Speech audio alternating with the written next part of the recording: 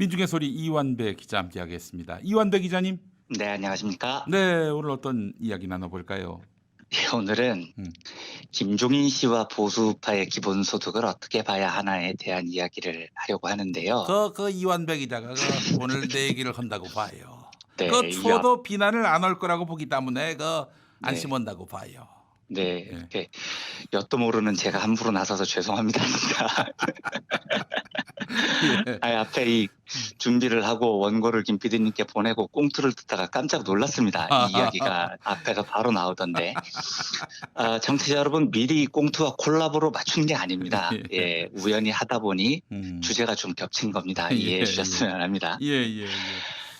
사실 오늘 제일 큰 이슈는 지금 실시간으로 진행 중인 삼성 이재용 부회장에 대한 영장실질 심사입니다. 그렇습니다. 네, 삼성이 지난 주말 금, 토, 일 3일 연속으로 입장문, 호소문 등등을 발표하면서 이재용의 구속을 막기 위해 난리를 치던데요. 호소문 내용을 보면 실로 가증스럽습니다. 그런데 이 이야기는 결과가 나온 내일 드리겠습니다. 아마 내일 새벽쯤 결과가 나올 것 같은데 좀 안타깝지만 제 개인적으로는 큰 기대는 안 하는 중입니다. 구속이 안 될 것 같다? 그러니까 일단 제 생각은요. 이번 구속영장이 삼성 바이오로직스와 관련된 합병 당시 분식회계와 주가 조작에 관한 영장인데 제가 법은 잘 모르지만 지금까지 법원이 이 문제에서 삼성에게 매우 관대했습니다. 그래서 개인적으로는 기대를 크게 하지 않고요. 만약에 좋은 결과가 저에게 나오면 그건 로또 맞았다고 생각을 하려고 합니다. 예. 로또 맞을 확률이군요. 한마디로. 네. 아무튼 이 이야기는 결론이 난 이후인 내일 다뤄보도록 하겠습니다. 오늘은 최근 미래통합당 비대위원장에 오른 김종인 씨가 기본소득에 대한 이야기를 잘 꺼냅니다. 이 이야기를 해보겠습니다. 그 당 내부에서 반론들도 많이 나오는 모양인데 그건 그거고요. 흥미로운 건 앞에 꽁트에도 나왔지만 안뛸수가 아니고 안철수 안철수 국민의당 대표가 상당히 긍정적으로 반응했다는 겁니다. 근데 물론 이 이야기를 들어보면 이분은 기본소득에 대한 공부는 많이 덜 된 것 같아요. 그런데 어쨌든 전체적으로는 반대하지 않는다는 뉘앙스인 것 같고요. 여권에서는 박원순 서울시장이 기본소득보다는 전국민 고용보험이 먼저다라고 반론을 했고 김부겸 전 의원은 이게 지금 보수 버전의 기본소득인데 보수 버전 기본소득은 기본소득으로 다른 복지를 다 없애겠다는 개념이다. 이렇게 논의를 잘못 끌고 가게 둬선 안 된다라고 제동을 걸었습니다. 이낙연 전 총리는 오늘 SNS로 입장을 올렸는데요. 논의가 시작된 것은 충분히 이해하고 다만 기본소득제의 개념이 뭔지 우리가 추진해온 복지체제를 대체하자는 것인지 보완하자는 것인지 재원 확보 방안과 지속가능한 실천 방안은 뭔지 등의 논의와 점검이 먼저 이루어져야 된다라는 발언을 했습니다. 민주당 산하 더미래연구소의 김기식 정책위원장은 요건 아마 조 당이 가치적으로 보수가 변하고 있다는 이미지를 형성하려는 정치적 의도다라고 평가를 절하하는 발언을 했습니다. 실제로는 기본소득을 할 생각이 없다. 네, 그런데 이제 워낙 망해가고 있으니까 좀 뭔가를 해보겠다고 꺼내든 카드라고 분석을 한 것 같아요. 김기식 정책위원장은요. 주목할 점은 보수 언론 반응입니다. 보수 언론이 개거품을 물고 반대했을 것 같은데 의외로 지난 며칠간 반응은 결사반대 이건 아닙니다. 일단 동아일보와 조선일보는 반대 의사가 분명한 칼럼이 몇 개 있는데 중앙일보는 되레 매우 긍정적인 칼럼도 있습니다. 전영기 칼럼이 대표적이었어요. 맞습니다. 그 칼럼을 말씀드릴 건데요. 우선 조중동 3사 모두 결사반대한다라는 사설은 없었어요. 조선일보는 6월 1일자 약자와의 동행이라는 제목으로 김종인 씨의 기본소득을 미리 소개를 했고요. 2일자에는 김종인 진보보다 앞선 진치정당 만들겠다라는 제목의 기사를 실습니다. 같은 날 통합당 의원들 기본소득 열공중이라는 기사도 눈에 띕니다. 4일자에는 기본소득 놓고 한 목소리 요즘 부쩍 친해진 김안심 이제 여기서 김안심은 김종인, 안철수, 심상정 세 사람을 말하는 거죠. 김안심이에요. 금요일자에는 180조 기본소득, 기초연금, 아동수당, 소득공제 없애면 가능이라는 분석 기사도 실었습니다. 다만 최보식 선임 기자는 기본소득을 매우 싫어하는 것 같아요. 그래서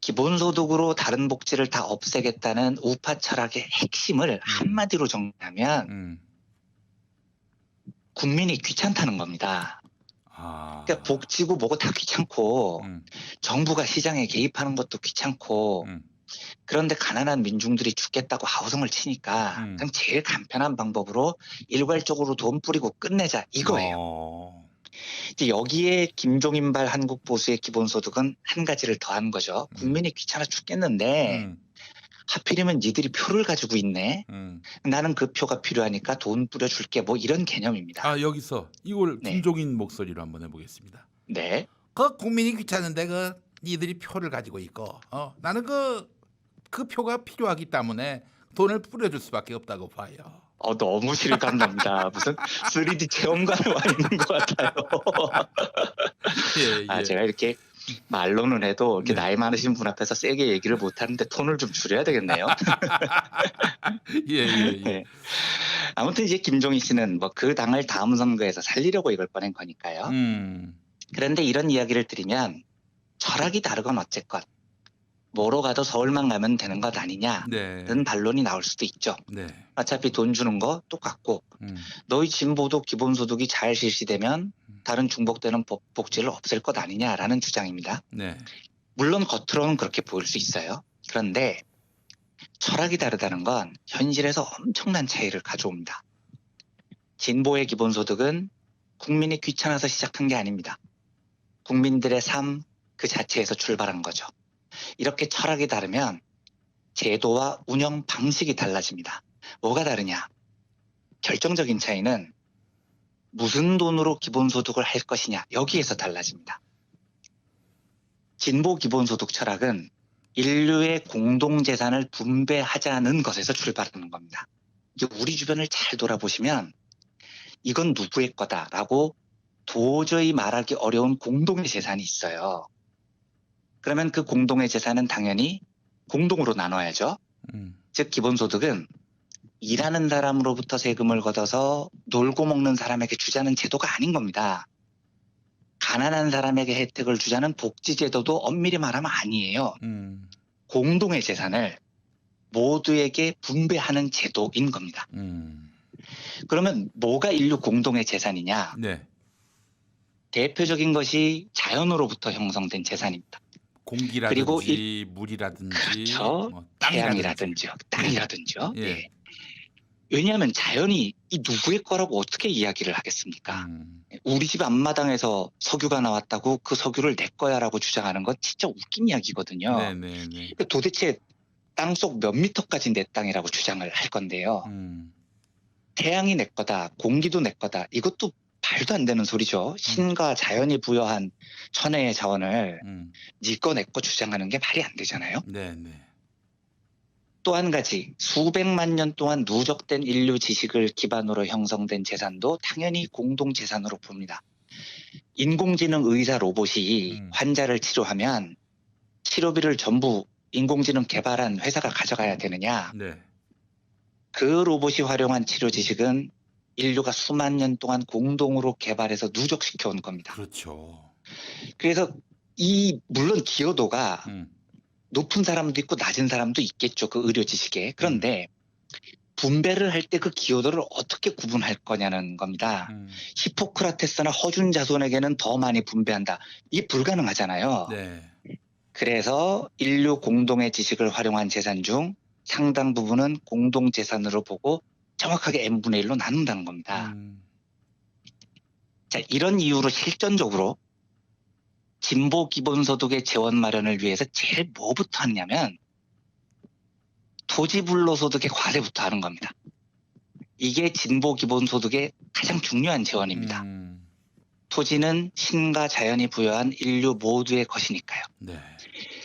거기에 개발을 해서 얻는 개발이익 정도는 개발자가 가져갈 수 있어요. 그런데 땅값이 올라서 얻는 소득은 결단코 누구의 것이 아니라는 겁니다. 맞습니다. 맞아요. 예.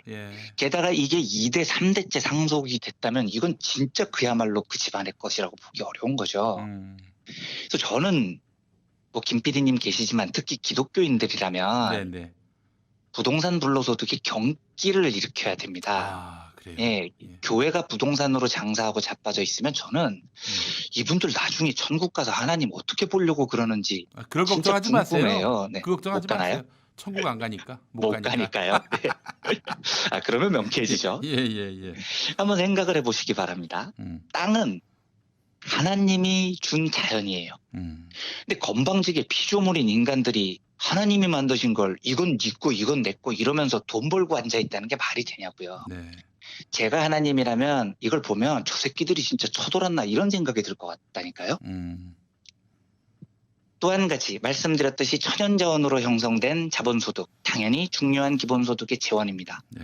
실제로 미국 알래스카 주가 작은 규모의 기본소득을 아주 모범적으로 하는데 네. 그 돈은 석유 개발로 얻은 이익을 주가 주민들에게 나눠주는 겁니다. 그렇죠. 예. 그러니까 이거야말로 기본소득의 모범이죠. 석유는 네 거 내 거 나눌 수 없는 천혜의 자원이니까 이익은 공동의 것이다라고 보는 겁니다. 말씀드렸듯이 인공지능 자본소득도 당연히 기본소득 재원이죠. 그래서 빌 게이츠, 마이크로소프트 회장 같은 사람들이 로봇셀을 도입해서 그걸로 기본소득하자 이렇게 주장하는 이유가 그런 거고요. 여기서부터 이제 중요해집니다. 부자들이 부당하게 대를 이어 상속시킨 재산, 당연히 인류 공동의 재산입니다. 특히 우리나라의 경우 친일파 재산, 이건 무조건 민족 공동 재산입니다. 이걸 내가 불화받았다, 그러니 내 거다라고 주장을 하는데 네가 뭔데 민족 공동의 재산을 불화받고 지랄이냐고요. 그걸 누가 허락해 줬는데요. 그렇죠. 예. 이승만이 허락해 줬다는 건데 이승만이 그걸 나눠 가진 친일파입니다. 웃기는 이야기인 거죠. 예. 그래서 이 재산은 당연히 국가가 환수해야 하는데 환수하고 나면 이걸 누구 거라고 특정하기가 아주 어려워요. 그래서 이것도 모두에게 정확하게 나눠주는 기본소득의 재원이 됩니다. 그렇습니다. 예. 네, 정리해 보겠습니다. 진보 기본소득의 재원은 첫째, 가장 중요한 게 토지불로소득, 즉 종합부동세와 부동산 보유세의 대표적인 강화로 얻는 돈입니다. 둘째, 자원을 독점한 자본소득, 셋째, 인공지능으로 축적된 자본소득, 넷째, 친일파 재산과 재벌들이 편법 불법으로 축적한 재산 같은 부유층의 불로소득입니다. 그래서 저는 묻는 겁니다. 우파 니네 이거 동의합니까?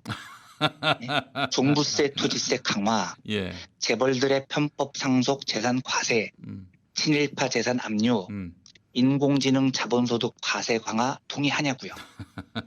안 하잖아요. 예. 그럼 뭔 돈으로 기본소득을 할 건데요? 답이 없죠? 왜 답이 없는지 알기는 않아요? 철학이 없으니까 그런 겁니다. 철학이 없으니까. 예. 예. 그냥 국민이 귀찮아서 우린 니들이 개돼지로 보이는데 개돼지의 표가 필요하니까 기본소득을 주장하죠. 그러니까 재원 마련에 대안이 없는 겁니다. 네. 제가 진짜 웃겼던 게 그 기본소득의 가장 중요한 재원이 토지불로소득 과세라고 말씀드렸죠. 네네. 그런데 강남벨트 출신 미래통합당 의원들이 21대 의원이 되자마자 한 게 종합부동산세 무력화 법안을 제출한 거래요. 네. 그러면서 기본소득을 하자잖아요. 뭔 돈으로 할 건데요. 땅 파면 뭐 나올지 모르겠습니다만은. 그러니까요. 뭐 태용호 씨 개인 재산으로 할 거예요. 네? 18억. 네? 김종인 씨 재산이 한 85억 된다는데 그 돈으로 기본소득 재원 낼 거냐고요. 야. 안 낼 거잖아요. 나 못 내겠습니다. 김종아리 대신 낼 거예요. 뭐 이럴 거예요. 그러니까 웃기는 이야기들 착착 하라는 겁니다. 예. 오랜 기본소득의 지지자로서 다양한 논의가 진행되는 것은 반갑습니다. 하지만 우파 보수의 기본소득은 그 출발이 국민이 귀찮아서이고 그 목적은 시장을 보호하기 위해서라는 사실을 꼭 알았으면 합니다. 반면 진보의 기본소득은 인간이라면 누구나 살아있을 권리가 있다는 철학에서 시작을 합니다. 네. 이 철학의 차이는 기본소득이 현실화됐을 때 천지 차이입니다. 네. 어떤 논의가 앞으로 진행되더라도 이 차이를 알고 있는 상태에서 논의가 이어지기를 바라면서 오늘은 우파의 기본소득에 관한 이야기를 나눠봤습니다. 네. 이재명 경기도지사는 국토보유세를 걷어서 그걸로 이 기본소득의 재원으로 마련하자 이런 안을 내놨어요. 예. 네, 그러니까 기본소득을 공부한 사람이라면 가장 제일 먼저 하는 게 그 보유세부터 시작을 하는 겁니다. 음. 이게 모든 기본소득의 철학이 공동의 자원에서부터이고 네. 그 공동의 자원 중에 가장 과세가 용이하고 분명한 것이 토지불로소득이니까요. 그러니까 굉장히 올바른 관점에서 시작을 한 거라고 평가를 해야죠. 네, 알겠습니다. 자, 민중의 소리 이완배 기자와 함께한 경제 속살이었습니다. 오늘 말씀 잘 들었습니다. 네, 내일 뵙겠습니다. 감사합니다.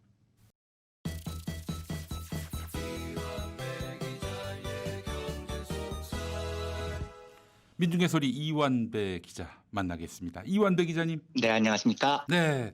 자, 오늘 아무래도 이재용 삼성전자 부회장 네. 구속영장 기각 네. 이 이슈를 안 다룰 수가 없을 것 같은데 이완배 기자님은 어떻게 다룰까 너무나 굉장히 궁금해집니다. 굉장히 절망스럽습니다. 뒤에도 네. 이야기를 드리겠지만 네. 한국 사회에서 삼성의 횡포를 법적으로 제재하기가 이렇게 힘든가 하는 생각 때문에 제가 새벽부터 진짜로 조금 우울했었습니다. 그런데 이 우울함을 조금 전에 약간 날렸어요. 조금 전에 꽁트에서 엔진한 거요. 너무 재미있었습니다. 네. 네, 김 PD님께서는 엄청 화난 표정을 지으시던데 굉장히 재밌었다는 이야기를 꼭 드리고 싶습니다. 예. 네. 감사합니다. 그거 덕분에 제가 분위기가 조금 살았습니다. 하루 종일 우울했는데. 예. 네, 오늘은 말씀 주신 대로 재벌 개혁 혹은 뭐 재벌 해체에 대한 네. 구체적 방법 이런 이야기를 좀 해보겠습니다. 예. 김 PD님께서도 오프닝에서 이야기해 주셨고 네. 하승수 변호사님도 여러 말씀해 주셨는데 어쨌든 결과는 예상했던 대로 이재용 삼성전자 부회장의 분식회계 관련 구속영장이 실질심사에서 날아가 버렸습니다. 네. 김 PD님께서는 오프닝에서 이게 이재용이 아니고 김용민이었다면 어땠겠느냐라고 물으시던데 네, 무기징역이죠, 무기징역. 무기징역. 네. 이미 선고가 나왔어요. 그렇죠. 네. 근데 이건 농담이 아닙니다. 실제로 2012년에 네. 방송통신위원회 국장한테 3,477만 원 뇌물을 준 혐의로 윤모 씨라는 사람이 기소가 된 적이 있는데 예. 이 사람 징역 실형 살았습니다. 그러니까 3,500만 원 뇌물이 실형입니다. 그런데 이재용은 90억 뇌물인데 확정액이죠. 네. 그런데도 집행유예 상태입니다. 그러니까 만약 이런 범죄에 김용민 PD님이 연루됐다면 예. 뭐 무기징역은 아니더라도 최소 수십 년입니다. 저는 그렇게 네. 감옥 가더라도 한 수십억이 있었으면 좋겠습니다. 저는 좀 망설여지긴 하는데, 네. 이 수십억에 감옥을 가야 되나요? 네. 솔깃한데요, 듣고 보니까요. 네. 그렇게 수십억을 받고 만약에 김 PD님께서 감옥을 가시면 여러 이유로 제가 면회를 가야 되겠죠. 예, 내 면회를 매년 갈 텐데, 네.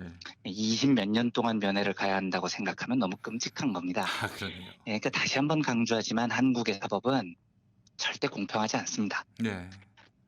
법원이 뭐라 길게 이야기를 했던데 제가 보기에는 애초부터 법원이 이재용을 구속할 의지가 전혀 없어 보였습니다. 네. 파기환송심을 맡은 고법이 이미 이재용을 봐준다는 뉘앙스를 엄청 풍기고 있거든요. 네. 그러니까 제 눈에는 고법은 파기환송심에서 어떤 쌍욕을 먹더라도 이재용을 풀어주겠다는 생각을 하는 것 같아요. 근데 여기서 이렇게 세게 총대를 매는 바람에 네. 이번 영장실질심사 판사는 너무 편했던 거죠. 아니 대법원이 빠꾸한 사건도 고법이 지금 뭉개려는 판에 네. 뭐 영장실질심사에서 내가 이 정도로 이재용 풀어주고 뭉개는 건 욕도 별로 안 먹겠네 이런 분위기가 형성된 게 아닌가 매우 걱정스럽습니다. 전 거꾸로 파기환송심 정준영 네. 판사죠. 네. 그 사람이 더 부담을 지게 된 게 아닌가 하는 생각도 드는데 어떻습니까? 그렇게 되면은 진짜 좋을 것 같아요. 네. 이것 때문에 만약에 진짜 부담이 돼서 네. 정준영 판사가 조금이라도 공정한 방향으로 재판을 한다면 네. 정말 다행스러운 일이죠. 네, 그러기를 네. 기대해 봐야겠습니다. 네. 아무튼 저는 이상하게 이번 영장실질심사에서는 처음부터 별로 기대가 안 되더라고요. 어제 적중하셨어요. 예. 적중해서 전혀 기쁘지 않은데 이런 거나 틀리지 왜 딴 건 맨날 틀리면서 짜증나 죽겠습니다. 예. 하여간 말씀드렸듯이 오늘 새벽부터는 제가 좀 많이 다운돼 있습니다. 예. 삼성 총수를 단죄하는 일이 이렇게 어려운가 이걸 참 절감하는 중입니다. 네네. 제가 잘 모르는 갑갑한 법조 이야기는 이 정도로 하고요. 지금부터는 법으로 안 된다면 다른 절차를 통해서 재벌 개혁 혹은 재벌 해체에 나서야 되는데 어떻게 하면 좋을까에 관한 이야기를 해보겠습니다. 많은 분들이 재벌 개혁의 취지에는 동의하지만 자유민주주의 나라에서 인위적으로 어떻게 하자는 거냐라는 질문을 많이 주십니다. 네. 그런데 이 질문에 답을 찾기 위해서는 역사적 사례를 살펴볼 필요가 있습니다. 예. 세계적으로 재벌 혹은 거대 기업을 해체한 대표적인 사례가 3번 정도 있는데요. 하나는 19세기 후반 미국이 실시한 독점 기업 해체입니다. 네. 미국은 1890년 7월 2일에 아주 유명한 셔먼법이라는 반독점법을 만들어서 그래요. 예, 당시 미국을 장악했던 거대 기업들을 조각조각 내버리거든요. 아, 그렇죠. 예. 예, 이 법안을 주도한 상원 의원이 셔먼이라는 사람인데 우리는 정치 체제로 왕을 원하지 않듯이 경제 체제에서도 독점을 원하지 않는다라는 유명한 말을 남겼습니다. 예. 또 하나는 2차 세계대전 이후에 일본의 재벌 해체입니다. 예, 원래 재벌이라는 말의 어원이 일본어죠. 그러니까 한자로는 똑같이 재벌이라고 쓰지만 네. 일본어로는 자이바츠라고 부릅니다. 그리고 일본은 2차 세계대전 직전까지 2차 세계대전이 끝나기 전까지요. 미쓰이, 스미토모, 미쓰비시라는 3대 자이바츠가 경제를 완전히 장악하고 있었습니다. 네. 그런데 세계대전 직후에 미 군정이 집권을 하면서 이 자이바츠들을 박살을 내버립니다. 독점금지법, 카르텔 해체법, 경제력 분산법, 법도 딱 3개만 써요. 요 3개로 끝장을 냅니다. 네. 시간도 오래 안 걸렸어요, 이때는요. 네. 문제는 이 두 방식이 조금 오래된 사례들인데다가 미 군정이 일본의 자이바츠를 해체한 방식은 군정 시절에나 가능한 방법이기도 합니다, 사실. 그러니까 미 군정이 일본 자이바츠 총수들의 주식을 강제로 팔게 하거든요. 근데 우리나라에서 이재용 주식을 강제로 팔게 한다? 이런 법이 국회에서 통과될 가능성은 거의 없죠. 예. 그래서 실제로 우리가 참고할 방식은 네. 2012년에 단행됐던 이스라엘의 재벌 개혁입니다. 요건 실시된 지 8년밖에 안 됐고 네. 법 실시한 다음에 유예 기간도 4년 동안 주어져서 사실상 개혁이 완료된 지가 5, 6년밖에 안 됩니다. 그러니까 우리에게는 매우 참고할 만한 최근 사례인 셈입니다. 네. 근데 이거 말씀드리기 전에 한 가지 조금 주의해 주셨으면 하는 게 이걸 우리나라에서는 흔히 이스라엘판 재벌 개혁이라고 부르는데 사실 이스라엘에는 우리가 생각하는 재벌이라는 게 없습니다. 그러니까 정확히 말하면 이스라엘에서 개혁 대상이 된 기업들은 우리나라 재벌들보다도 훨씬 상태가 좋은 애들입니다. 그런데도 이스라엘 정부는 가차없이 이걸 해체를 시킨 거죠. 네. 그러니까 이 말은 우리가 이스라엘 사례를 참고하되 이스라엘보다도 훨씬 더 강력하게 써야 될 방법들이 많다는 뜻입니다. 한국 재벌이 나쁜 짓을 훨씬 더 많이 했으니까요. 네. 일단 이스라엘이 실시한 개혁의 이름이 영어로 Breakup of Conglomerate라고 합니다. 뭐 영어를 써서 죄송한데 네. 컨글로머리트를 박살내는 개혁이라는 뜻입니다. 근데 이때 말하는 컨글로머리트가 기업의 한 형태인데 한국 재벌과 많이 달라요. 컨글로머리트는 우리말로 하면 거대 복합기업, 복합 대기업 요쯤으로 번역이 됩니다. 그러니까 한 기업이 5만 가지 일을 다 하는 회사 이런 뜻입니다. 대표적인 컨글로머리트가 미국의 발명왕 에디슨이 만들었던 제너럴 일렉트릭이라는 회사입니다. 네. 이 회사는 비행기 엔진도 만들고 전기 모터도 만들고 금융도 하고 헬스케어도 하고 소프트웨어도 하고 풍력 발전기 뭐 이런 것도 만들어요. 그러니까 네. 돈 되는 일은 5만 가지 다 하는 회사인데 이런 기업을 컨글로머리트, 복합대기업이라고 부릅니다. 우리나라 재벌들도 그렇죠. 돈 되는 일 다 집적되잖아요. 사실 저는 현대자동차가 건설을 왜 하는지 아직도 이해가 안 돼요.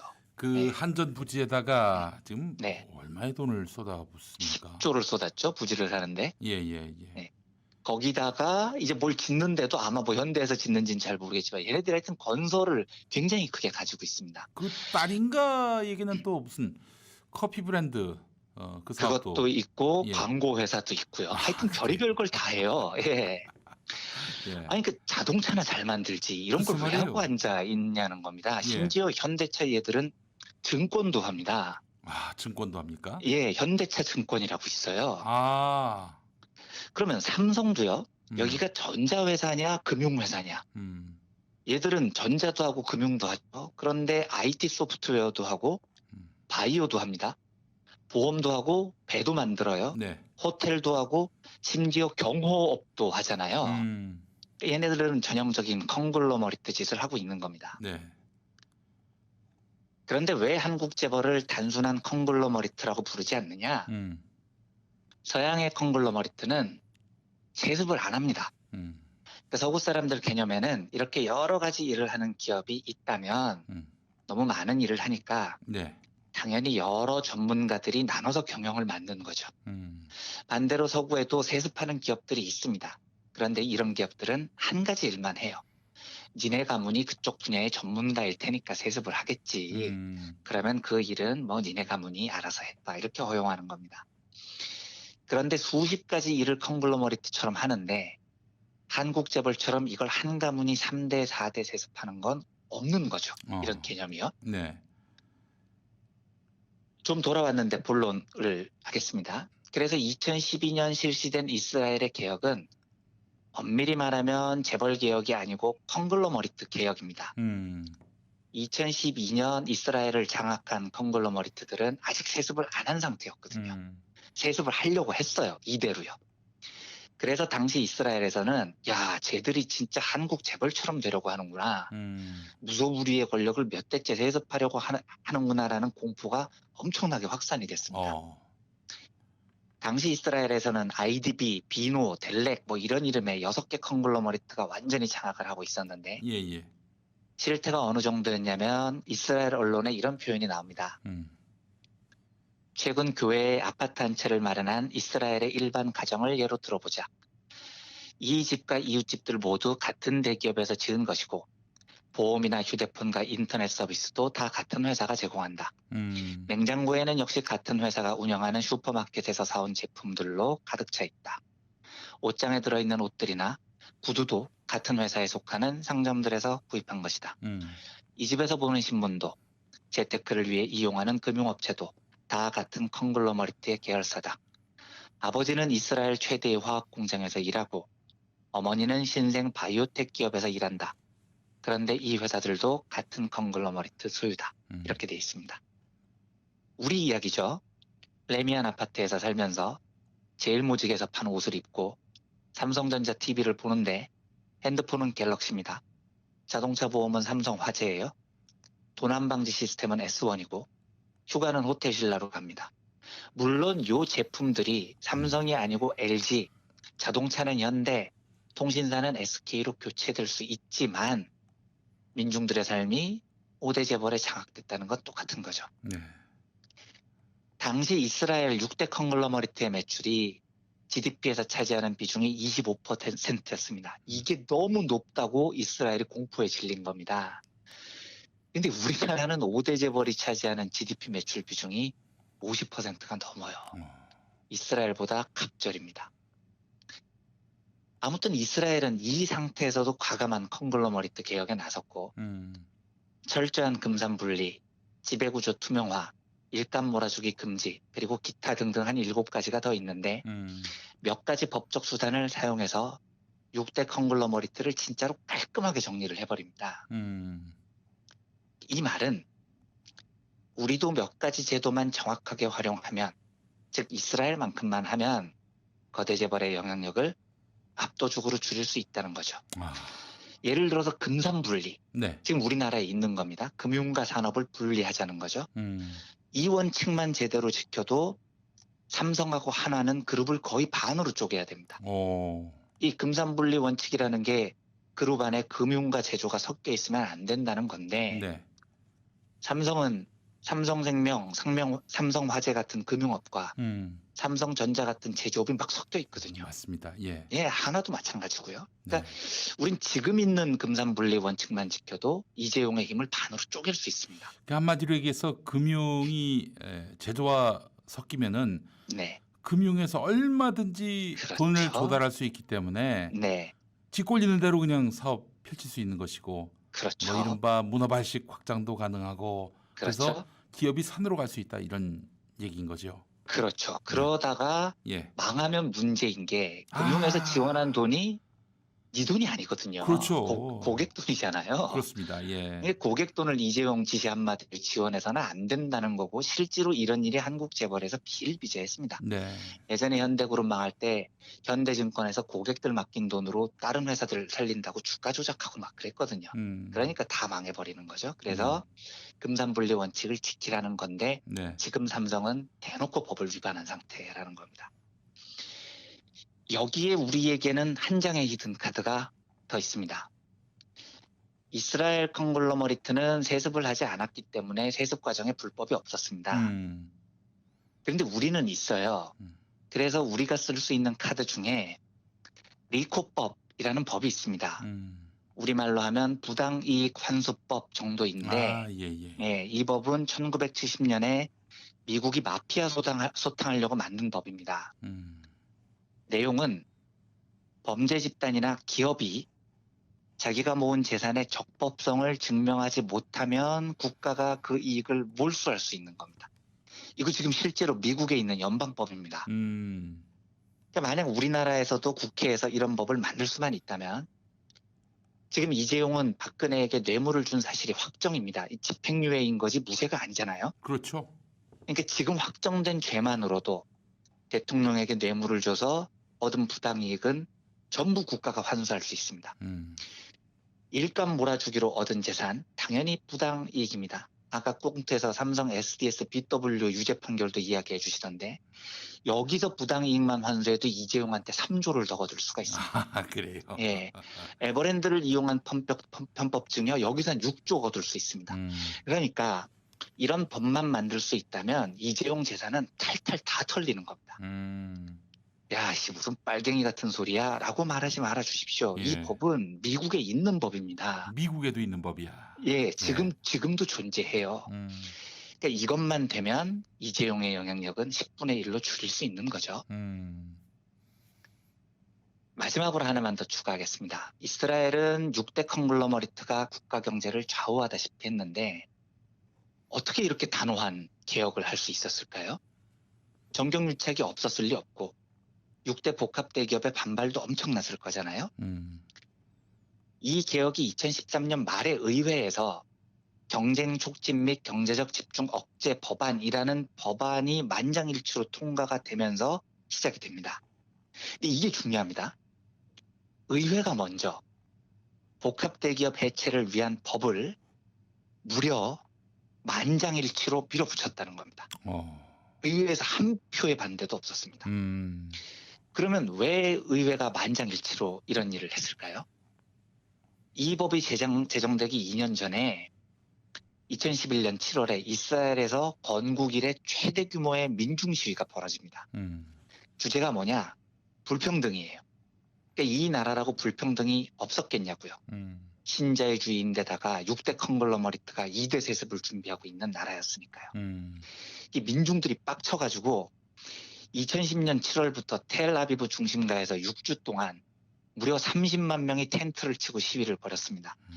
30만 명 연인원 별거 아니네. 이게 아닌 게 이 나라 인구가 800만 명이 안 돼요. 그러니까 30만 명이 연인원으로 시위에 나섰다는 건 우리로 치면 6주 동안 한 200만 명이 투쟁을 한 겁니다.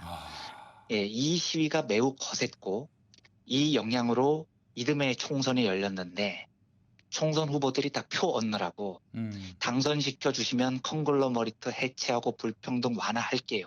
이렇게 공약을 뿌리고 다닌 겁니다. 민중들이 요구를 하니까요. 마치 그 황교안이 재난지원금으로 온 국민에게 50만 원씩 주자. 표가 되기 때문에. 그렇죠. 그렇듯이. 예. 그걸 안 하면 방법이 없으니까 그런 얘기를 하도록 민중들이 견인을 해낸 거죠. 네. 요즘 뭐 김종인식 기본소득 하는 것도 그런 거지만요. 그렇다고 봐요. 네. 그래서 2013년 말에 이 법이 의회에서 만장일치로 통과가 됩니다. 즉 재벌개혁 혹은 해체의 동력은 민중들의 투쟁인 거죠. 제가 아까 이스라엘 시위를 한국 인구로 환산하면 6주 동안 연인원 200만 명이라고 말씀드렸는데 우리는요 6주가 아니라 하루에도 200만 명이 모여본 나라입니다. 이 정도 동력이 우리에게는 있어요. 그러니까 재벌개혁이나 재벌해체 할 수 있는 겁니다. 민중들이 거세게 요구해서 불법 재산 환수하는 리코법 의회에서 만들고 정치권에게 민중들이 강하게 요구하면 어렵지 않게 할 수 있습니다. 이재용이 구속이 안 될 것을 예상은 했지만 막상 그 일을 접하니까 기운이 제가 좀 엄청 빠지는 바람에 예. 다운이 돼서 방송 목소리에 힘이 좀 없었는데 죄송합니다. 그런데 저도 하루 정도 침울해 있다가 내일부터는 툴툴 털고 다시 밝은 목소리로 인사드리겠습니다. 다만 한 가지 꼭 말씀드리고 싶은 건 네네. 매우 어려운 일처럼 보이지만 우리가 단단히 연대해서 싸우면 이스라엘에서도 볼 수 있듯이 절대로 불가능한 일이 아니라는 사실을 말씀드리면서 네. 좀 우울한 목소리로 드렸던 브리핑을 마치겠습니다. 예, 알겠습니다. 이완배 기자님, 서로 힘내고요. 아니 네, 사실 네. 코로나19가 오기 전에는 네, 우리나라에선 그 기본소득이 논의가 되면 그럼요. 네. 한 몇십 년 걸릴까 이랬던 우리 아니었습니까? 예. 저는 제 평생 한 번도 이게 이슈가 될 거라고 생각을 전에는 못했어요, 어렵다. 진짜로요. 네, 네, 예, 그런데 이렇게 국민들 다수가 기본소득을 그렇습니다. 지지하는 경랑의 파고에 우리가 지금 휘말려 있는 그렇습니다. 거예요. 예, 네, 알겠습니다. 이완배 기자님 내일 다시 뵙겠습니다. 네, 감사합니다.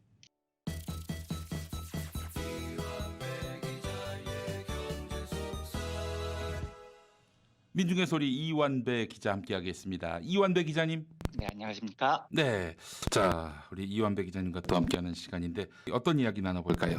네, 오늘은 인종차별의 경제학이라는 제목으로 말씀을 드리겠습니다. 네, 최근 미국에서 인종차별을 반대하는 시위가 격렬했죠. 네, 며칠 사이에 좀 잠잠해진 것 같긴 한데 네, 이 사태는 미국 사회에 너무 큰 상처를 남겼습니다. 그렇습니다.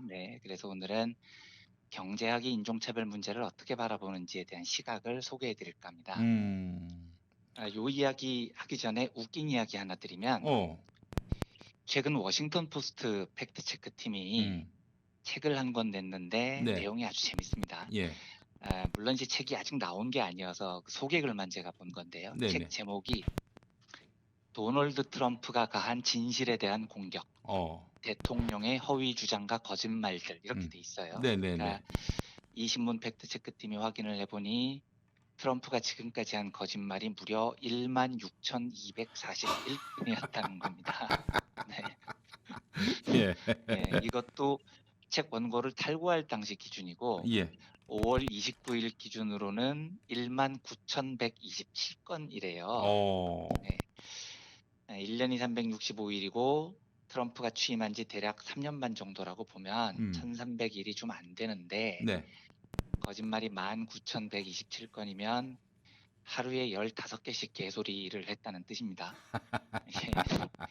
이러면 예. 이제 뭐 입만 열면 거짓말이었다는 거죠. 예, 이러면 누가 대통령 말을 귀담아 듣겠습니까? 예. 뭐 와튼 수쿨 동문인 안필수 씨나 귀담아 들을지 모르겠는데 예, 뭐 혹시 이것도 메모하면서 새겨 듣는 거 아닌가라는 모르겠습니다. 예, 하여튼 이 정도면 입이 아니라 주둥이 혹은 뭐 아가리 정도로 봐야 되는 겁니다.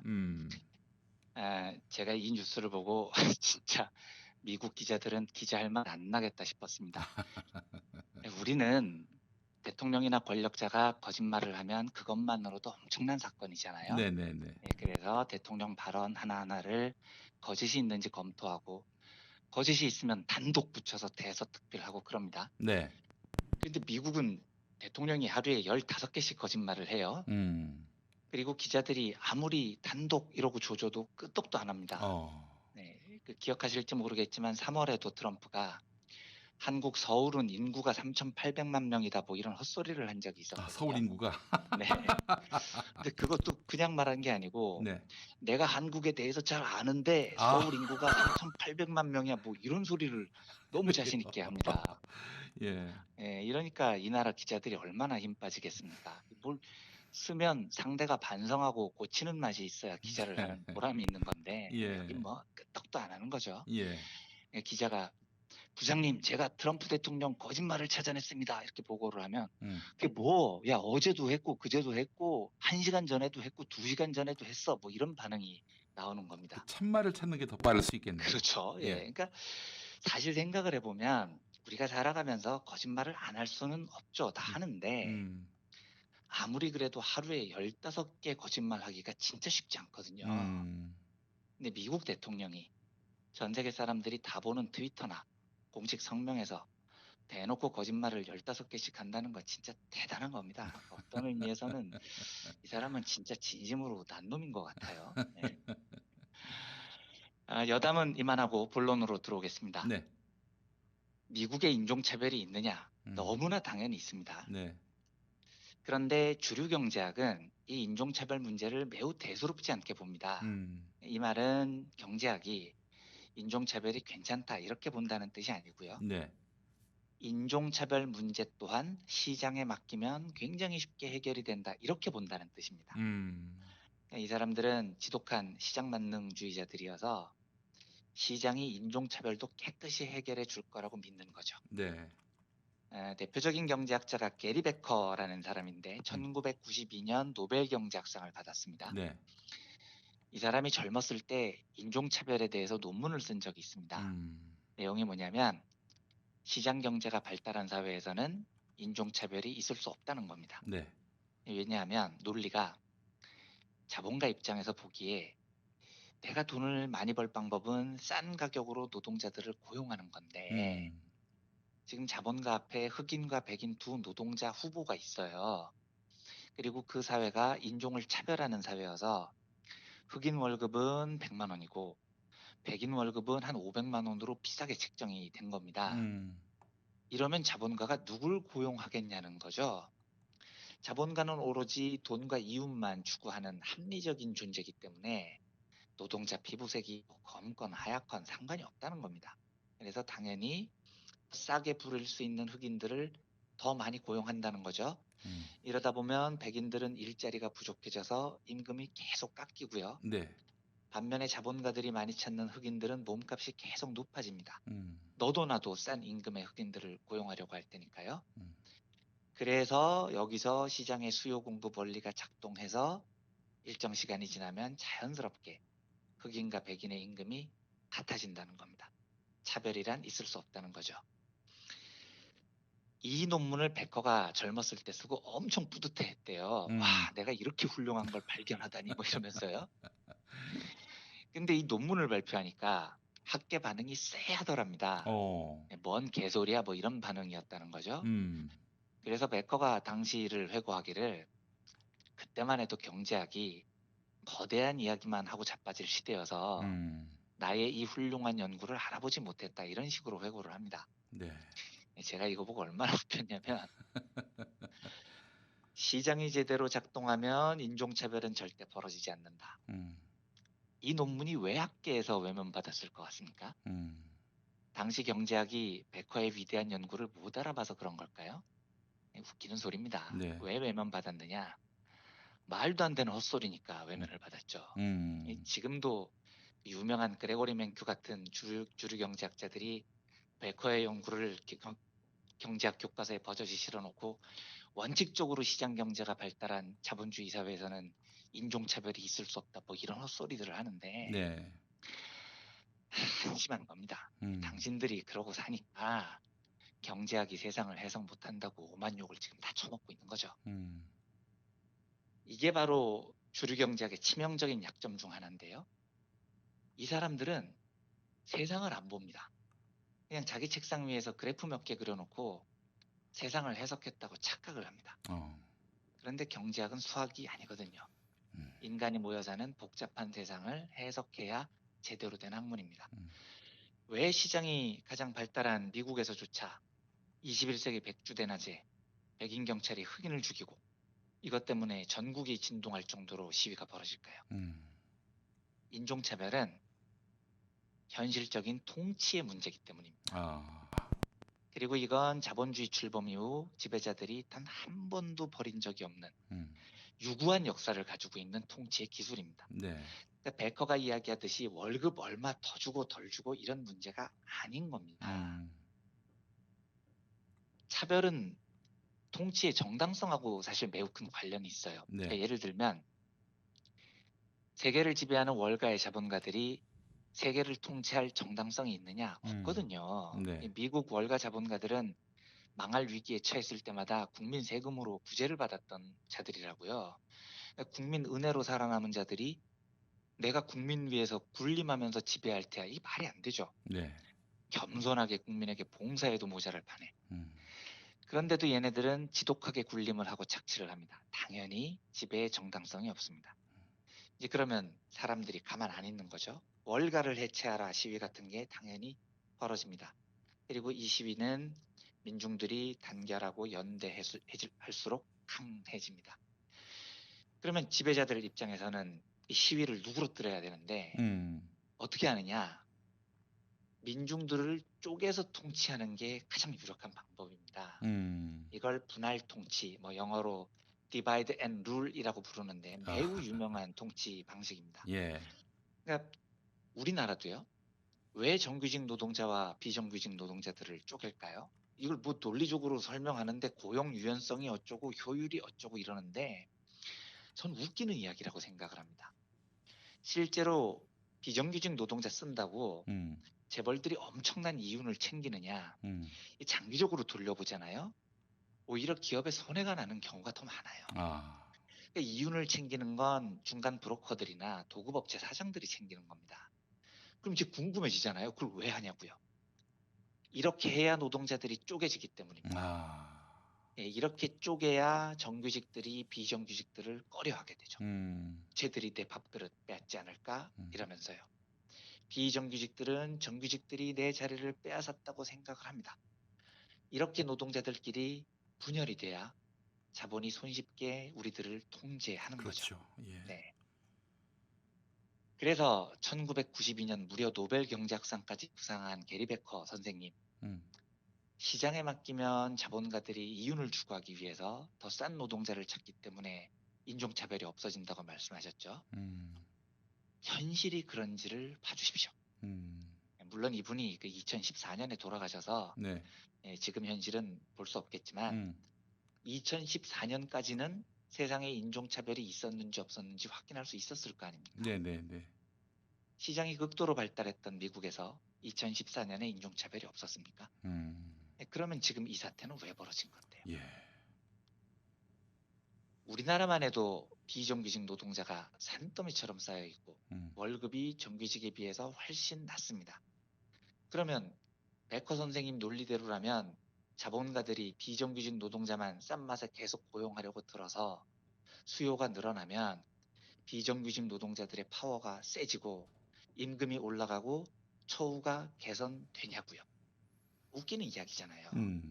제가 장담하는데 비정규직 노동자의 처우는 절대 정규직과 같아지지 않습니다. 이 지배 시스템 아래에서는요. 아이고, 한국 사회에서는 흑인이 비정규직이었군요. 그렇죠. 그런 예. 차별인 겁니다. 이거 왜 하냐면 이런 차별이 있어야 노동자들을 손쉽게 통제할 수 있기 때문입니다.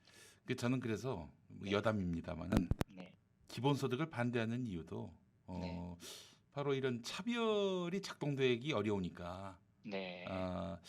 이제 불이익 또 차별 이런 네. 것들로 인해서 노동자들을 이제 제압할 수가 있는 거 아니에요. 통제할 수 있는 네. 거 아니에요. 네. 근데 그 수단이 하나 사라지는 거예요. 기본소득이 이제 도입되면은 말이죠. 네, 굉장히 중요한 말씀이시고 정말 100% 동의를 합니다. 그러니까 기본소득을 널리 알린 판파레이스 같은 경제학자는 기본소득의 취지를 민중들에게 자주권을 준다 이렇게 설명을 하거든요. 네네네. 누구나 온전하게 살아있으면 민중들에게 선택권이 생깁니다.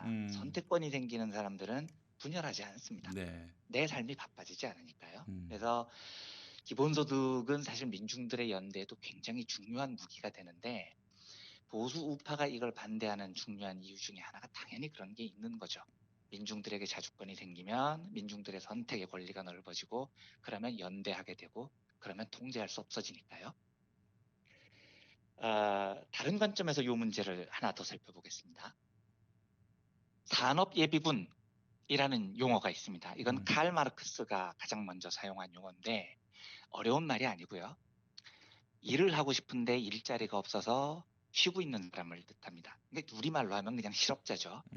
언제든지 노동에 투입될 의사가 있는 노동자라는 뜻에서 예비군, 산업 예비군이라고 마르크스가 부른 겁니다.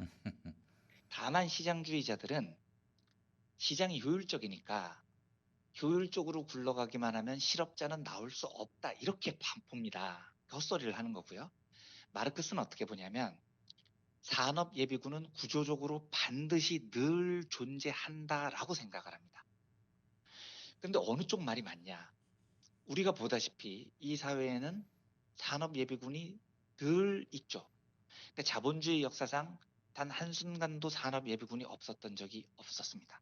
물론 조금 있느냐 많이 있었느냐의 차이는 있지만 실업이라는 건 늘 존재했다고요. 완전 고용 뭐 이런 거 진짜 웃기는 이야기죠. 그러면 왜 산업예비군이 상시적으로 구조적으로 존재할까요? 이것도 통치의 기술이기 때문입니다. 아, 시장의 문제가 아니라고요. 예.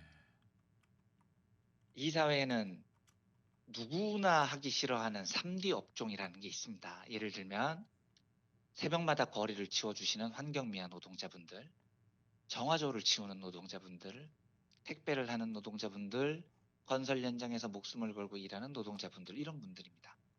근데 이걸 정상적으로 돌리면 누가 이걸 하고 싶어 하겠습니까? 아무도 안 하려고 할 거잖아요. 네. 그래서 자본주의는 의도적으로 산업예비군을 항상 만들어 둡니다. 이래야 일자리가 없어서 당장 막일이라도 하지 않으면 굶어 죽는 사람들을 만들어 놔야 이 사람들이 그 힘든 노동을 싼 가격에 군말 없이 하니까요. 그러니까 베커의 논리대로라면 시장이 제대로 작동하면 3대 업종 노동자들도 이 임금이 시장에 의해서 계속 개선돼야 되는 겁니다. 그런데 그렇냐고요? 안 그렇거든요. 이것도 제가 장담하는데 3D 업종의 처우는 공공이 맞지 않는다면 그러니까 시장이 맞는 한 절대 다른 정규직 처우에 가까워지지 않습니다. 그래야 통치가 되기 때문입니다. 그리고 이 통치 시스템을 유지하기 위해서 자본주의는 늘 일정 정도의 정말로 먹고 살기 바쁜 실업자들이라고 불리는 산업예비군을 보유합니다. 그리고 말하는 거죠. 야, 이 돈 받고 그 일 하기 싫어? 하지 마. 너 말고도 할 사람 많아. 이러기 위해서입니다. 아, 옛 직장 사장님 말씀이 생각이 납니다. 그렇죠. 너 티껍질 나오면은 예. 너 그만둬도 돼. 그만둬도 돼. 너 같은 인력은 뭐 사단병력으로 있어. 예, 할 사람 많아 이거죠. 예, 예, 예. 이러면 꼼짝을 못하는 겁니다. 완벽하게 통제되는 거죠. 예. 이 무슨 이야기를 드리고 싶냐면 베커 같은 주류 경제학자들처럼 아둔하게 생각을 하면 경제학은 영원히 세상을 올바로 해석하지 못합니다. 네. 이 세상에는 지배자와 피지배자가 있고 지배자에게는 통치 기술이라는 게 있습니다. 이 거대한 지구를 통치하는 자들이 그렇게 만만한 애들이겠냐고요. 또 왜 지금 미국에 아직도 인종차별이 있냐? 그래야 그 사회가 유지되기 때문입니다. 예, 백인들은 자기의 기득권이 사라질까봐 유색인종을 탄압하죠. 유색인종들은 거기에 분노해서 백인 노동자들과 싸웁니다. 이렇게 민중들끼리 서로 물고 뜯어야 자기들이 지배하는 세상이 굴러가는 거죠. 미국 인종차별 문제는 그 자체로도 심각하지만 우리에게도 남의 나라 일이 아닌 겁니다. 우리 경험했지 않습니까? 수십 년 동안 독재 정권은 호남차별이라는 분할 통치 방식으로 세상을 통치해 왔습니다. 그렇습니다. 예. 예. 지금은 노동자들을 정규직과 비정규직으로 갈라서 통치를 하죠. 때려 죽여도 실업자를 없애지 않을 겁니다. 그래야 가장 힘든 일들을 가장 싼 가격에 마음껏 부릴 수 있으니까요. 예. 이 엄청난 통치 기술을 저들이 포기할 것 같습니까? 절대 그렇지 않을 겁니다. 우리가 좀 너무 쉽게 인류가 태어날 때부터 모두 평등하다, 많이는 평등하다 이렇게 말을 하는데 사실 평등은 절대 그냥 주어지는 게 아닙니다. 투쟁 속에서 쟁취하는 거죠. 네. 미국의 인종차별도 한국의 노동차별도 수십 년 동안 한국을 지배했던 지역차별도 시장에 맡기면 풀리는 게 아니고요. 네. 투쟁 속에서 평등의 권리를 쟁취해 나가는 겁니다. 맞습니다. 예. 예, 그래서 제가 가끔 이런 말씀을 드리지만 쿠바의 혁명가 체 게바라가 이런 말을 했다고 하죠. 자유를 원하는가? 당신들 권리를 찾고 싶은가? 당신들 자유와 권리는 딱 당신들이 투쟁한 만큼만 주어진다. 이런 이야기를 남겼습니다. 네. 통치의 가장 중요한 기술인 차별을 넘어서기 위해서 더 단단하게 연대하고 싸우는 삶이었으면 좋겠다는 희망으로 오늘은 인종차별의 경제학에 대한 이야기를 나눠봤습니다. 네, 그래요. 갑자기 그 노무현 대통령 발언이 생각이 납니다. 네, 노동자 투쟁 현장에 가서 네, 여러분 사람답게 살고 싶습니까? 네, 의리를 지키십시오. 네, 그렇죠. 연대하는 겁니다. 예, 네, 그렇습니다. 네, 뭐 노조 간부들이 저 행복하려고 저 잘 살려고 이렇게 투쟁하는 줄 아느냐, 그렇게 네. 해서 구속되는 줄 아느냐, 네, 이런 말씀을 했는데, 예, 그래요. 정말 우리 저 약한 사람들이, 낮은 네, 사람들이 네, 예, 하나로 연대될 때 세상은 그럼요. 본인들만 행복해지는 게 아니라 그 후대에 우리 그렇습니다. 자손들도 행복해질 수 있다는 점. 네, 네, 진심으로 그렇습니다. 네, 네, 우리 모두 의리를 지켜가면서 공고한 이런 차별의 벽, 네, 네, 공고한 차별의 기술들을 하나하나 헤쳐 나갔으면 좋겠다. 네, 네, 해체해 나갔으면 좋겠다는 생각을 해봤습니다. 네, 네, 네, 이한배 기자님 한 주 동안 고생하셨습니다. 네, 다음 주에 뵙겠습니다. 감사합니다. 김영민 TV